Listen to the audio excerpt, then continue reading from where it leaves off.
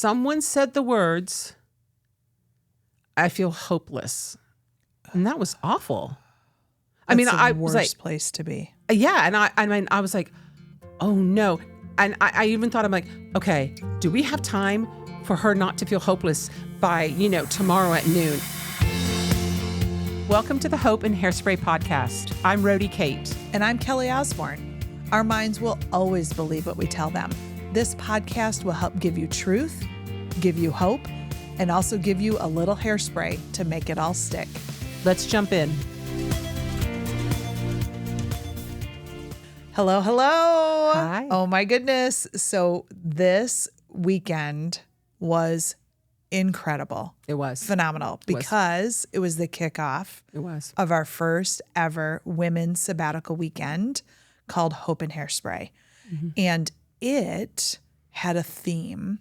Mm-hmm. And it is the theme of our retreats for 2024. It is. And the calendar will be out soon, if it's not already out there. And it is, what do you do with a chance?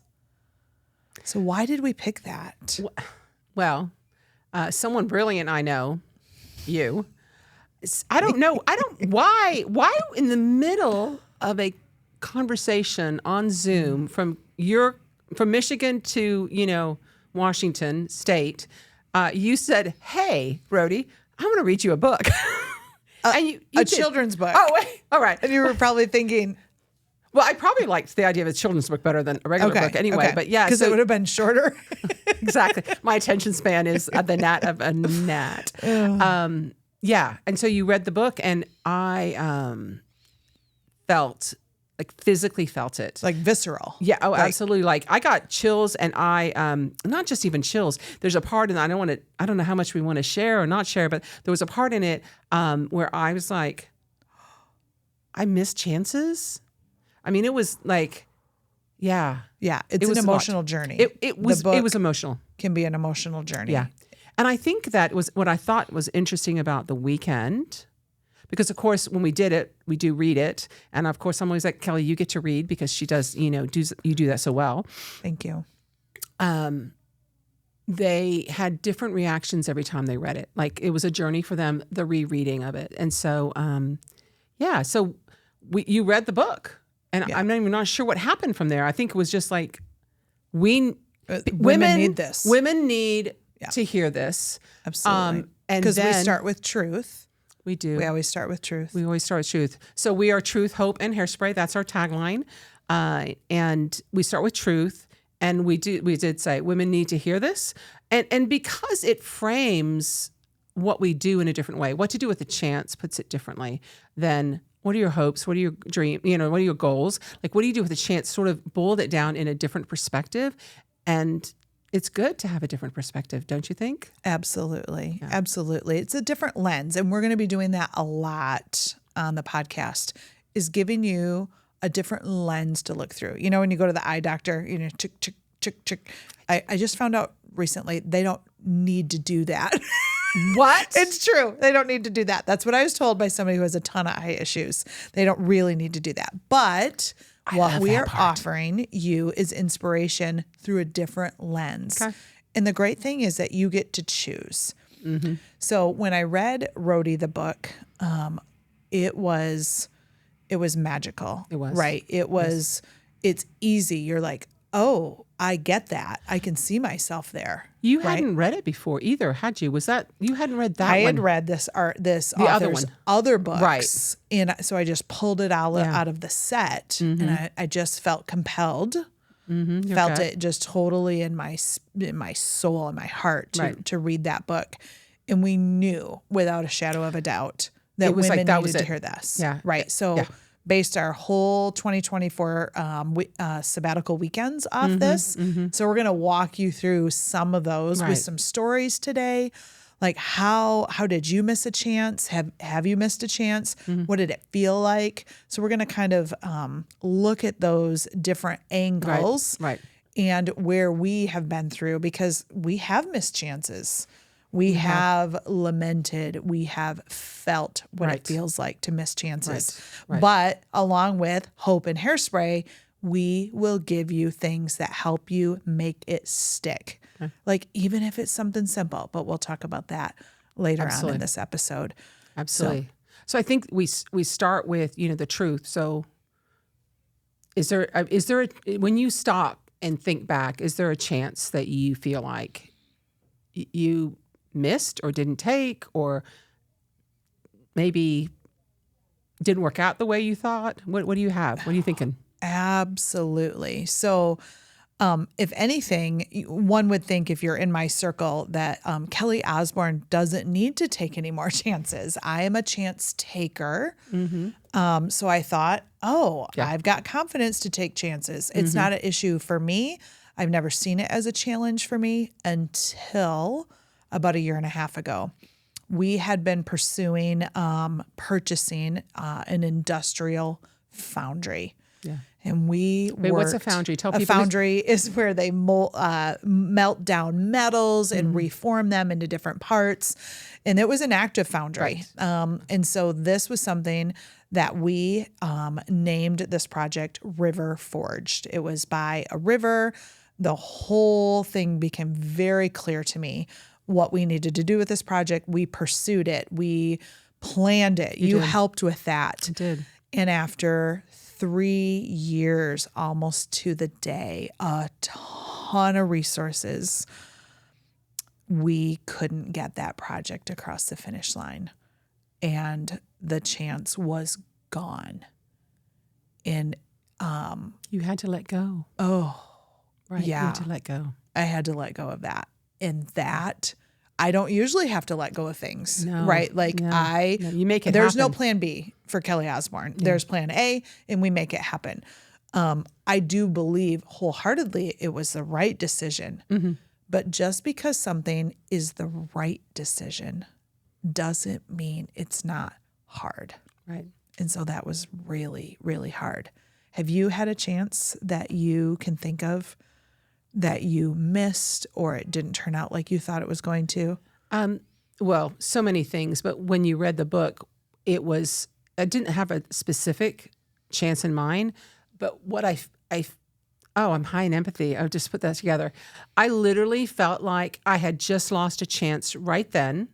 Not only had I lost a chance, and this is what we heard from some of the women at the sabbatical, and it was that there wasn't hope.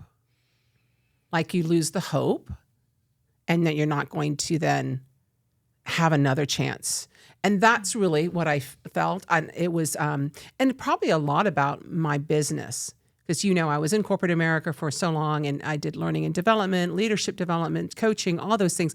And I love that. And I had a vision when I got out that I would be able to do that, and it would be so much fun. And here's what I learned about me. I don't want to do it alone. I didn't want to do it alone. Hard. And it took me a number of years to figure out that's actually what was going on. The component of that I was alone. Why is this not working? No, I was like, and I thought it was all these other things. And what I realized, it was on alone. So for me, it was just like because again, this was kind of early in our, it was only about a month and a half ago. Truth be told. Okay. You need to understand, when you work with Kelly Osborn, that she gets things done. And I always say, living at the speed of life, right? It's like working at the speed of Kelly Osborn.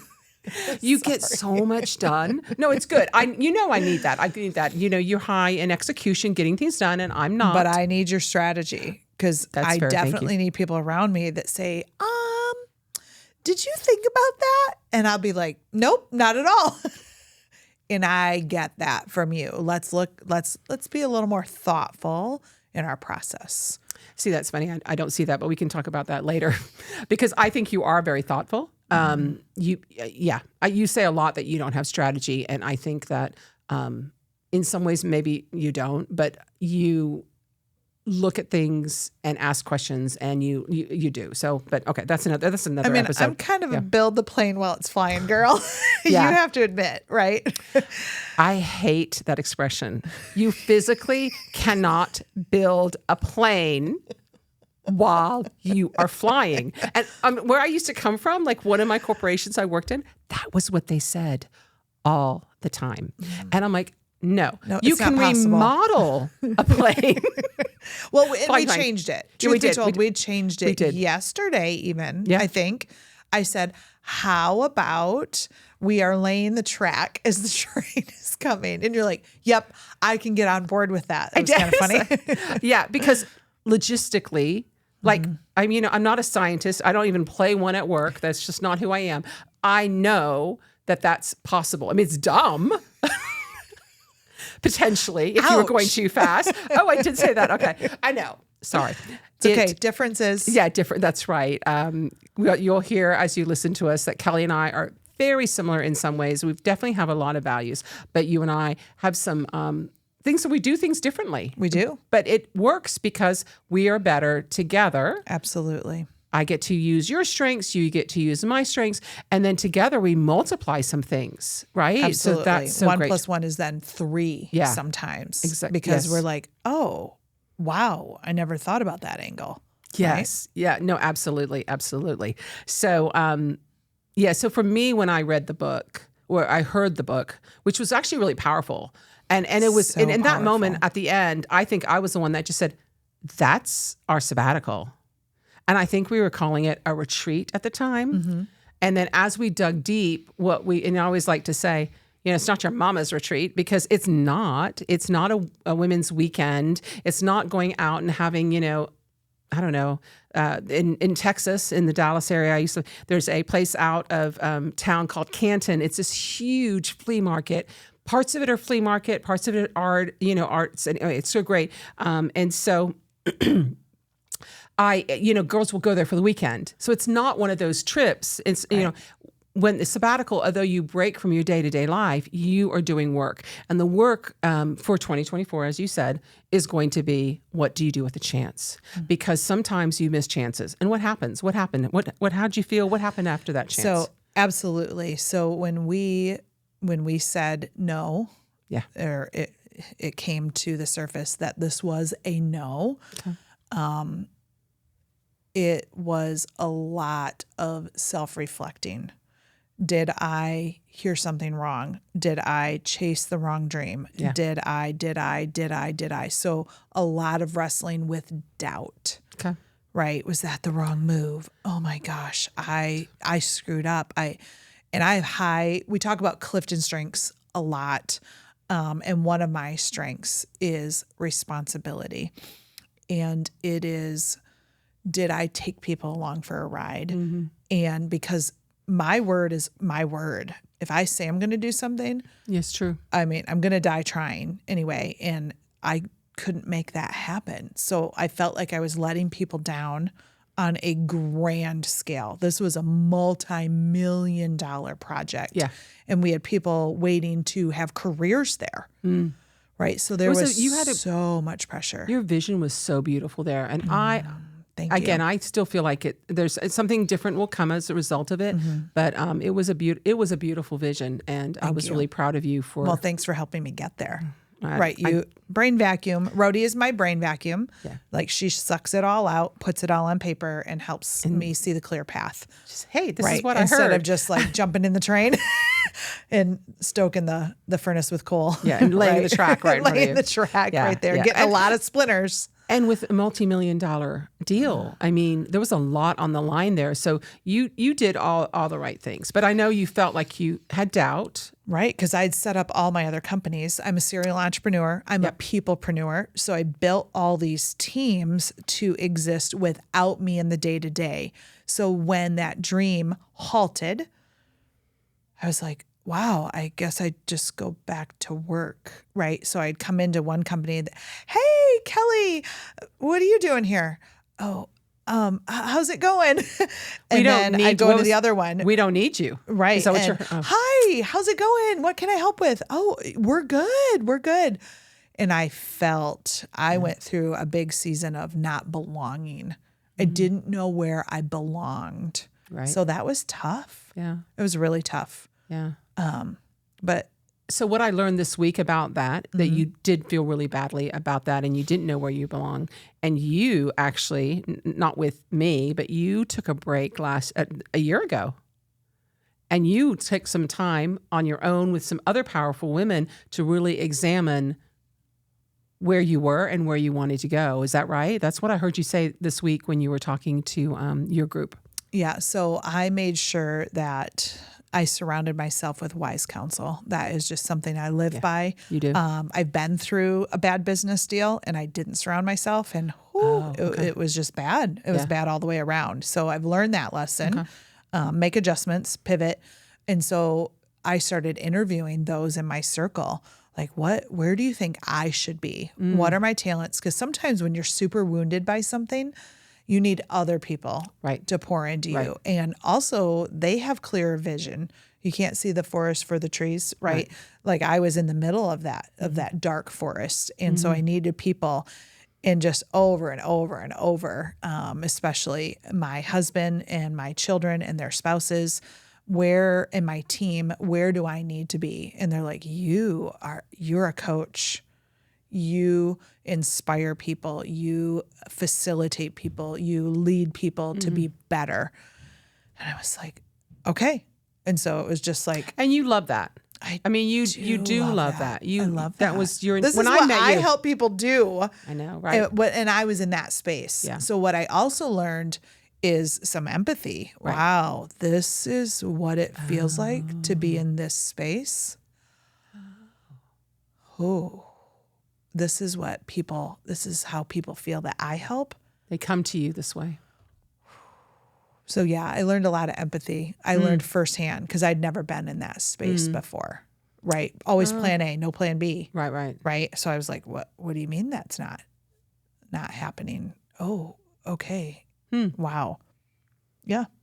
So you learned what that is. And so you kind of, well, you almost redesigned, because I know when we first met, in 2019 or 18, depending on who you're talking to. 4 or 5 years ago. We'll figure it out. Yeah.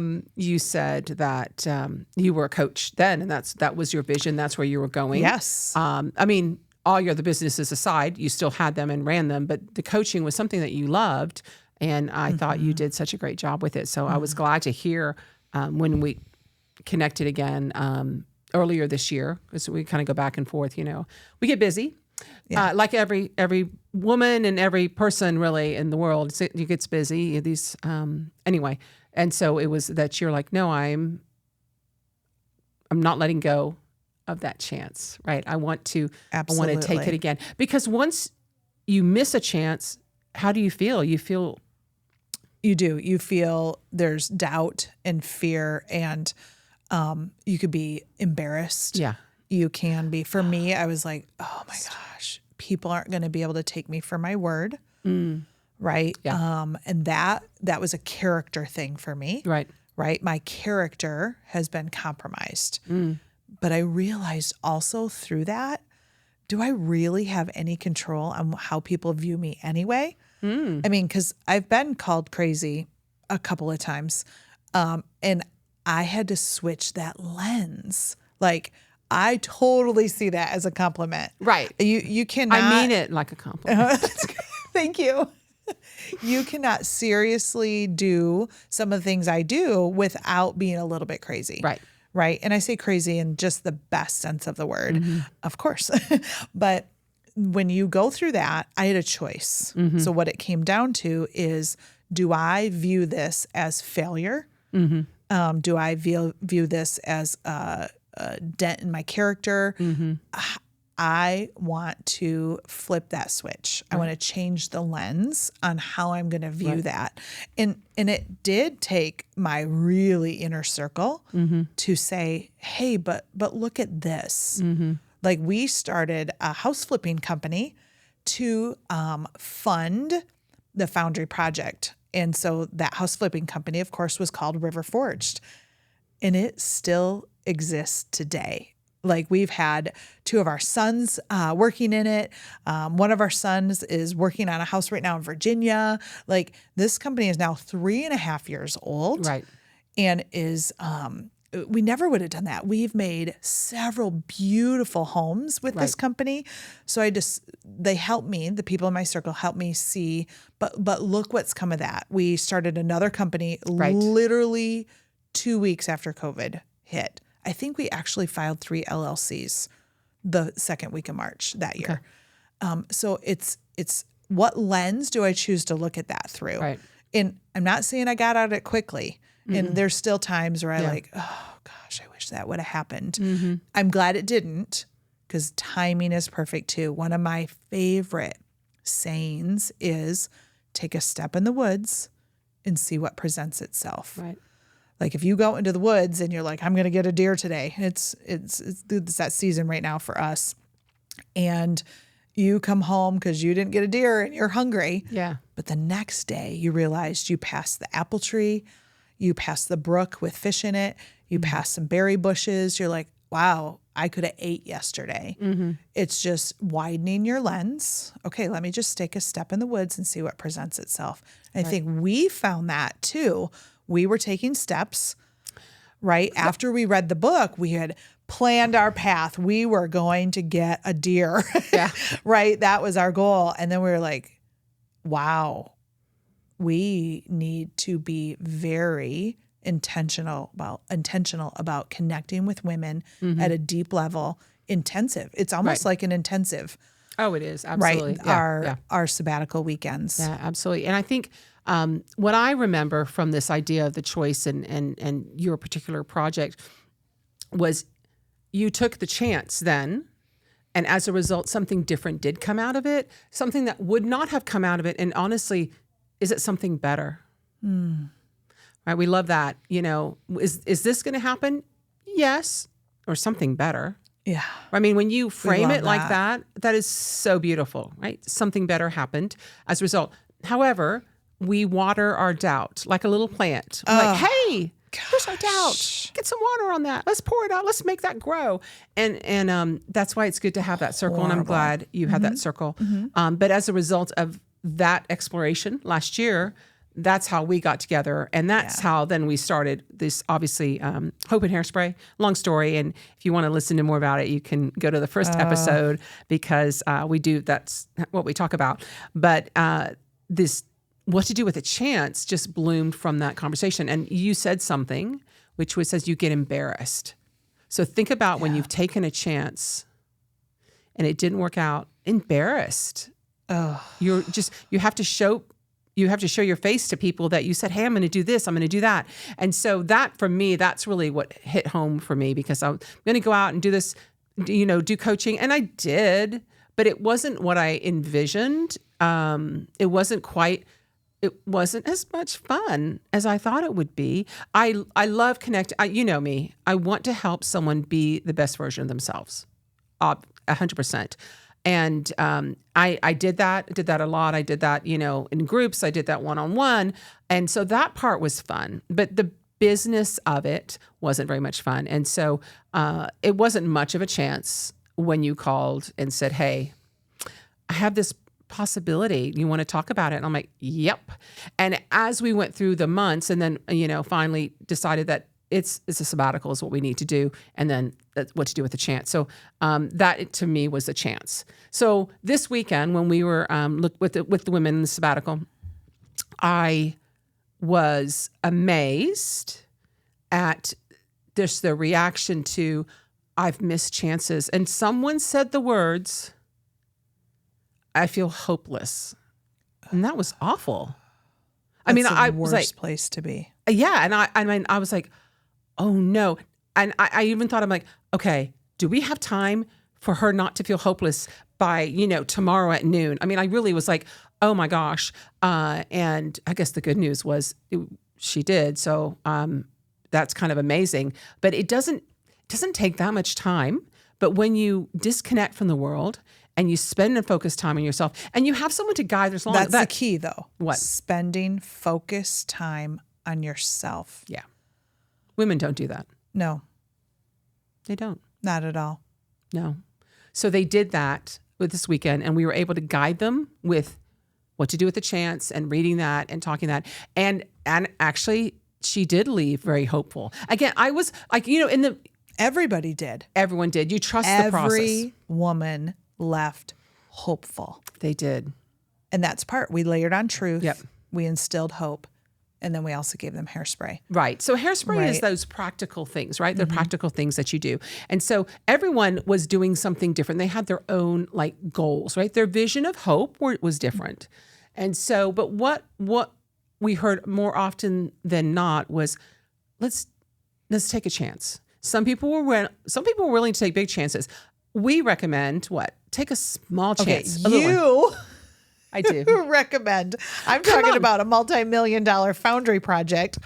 Yeah, but that can freak people out, right? That can freak people out. I freaked out a lot of people. You did. Right? It was so beautiful. My beautiful husband, man, he's amazing. He's amazing. So grateful for him and my kids and all that. But it's where you're at, which is very, very important.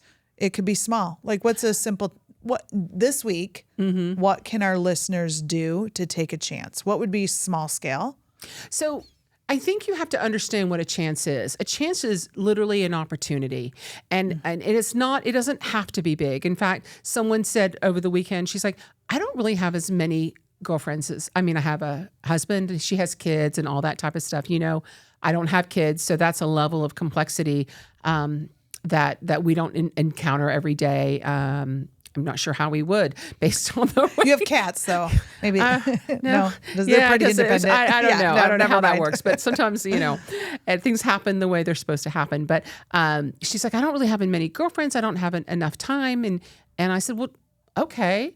Can you name someone you want to hang out with? And I said, write that down. Because write that down. Classic Rhodi phrase. Yeah, write that down. Write that down. I said, write down 3 names, 3 women that you want to, connect with. And it's just like, real. I'm like, yes, write that down. So she did. And then of course my thought was, okay, which one do you want to start with? And she kind of looked at me like, seriously? I'm like, yes. Which one and what are you going to do? And she's like, well, I said, are you going to, go get a glass of wine? You're going to have coffee? You're going to go for a walk? What are you going to do? So she landed on coffee date. And I'm like, okay. And when are you going to do that? And so put that in your calendar. So for some of us out there, that's probably, well, that's not taking a chance. For her, it's taking a chance. Right. Know where you are. Know the truth. Yep. I haven't connected with a girlfriend this year. Not this week. Right. Yeah. This is natural for me. Yeah. I have coffee dates every week. Right. Not your chance. Right. What have you been putting off? I think it's a good place to start with a chance. Something you've been. What do you need? Ignored. Yeah. Right. If you're like, wow, I just need a friend. Yeah. Right now. Yeah. And people, we can make the common mistake of constantly being like, oh, nobody's reached out to me. Oh yeah. Nope. Stop. Yeah. Chuck that out the window. Yeah. Not going to be viable to take a chance. This is you. What do you do to take a chance? And that's actually what I told her. I said, you want this. You want to connect. You've been back in town. I don't know, she's, coming back to circle around. She's returning back to her hometown.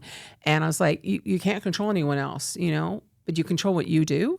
And so what is that small thing? And so, yeah, absolutely. I believe she booked it based on our texts that we heard. So that's pretty amazing. So anything small like that, I think it's reframing what a chance is for you.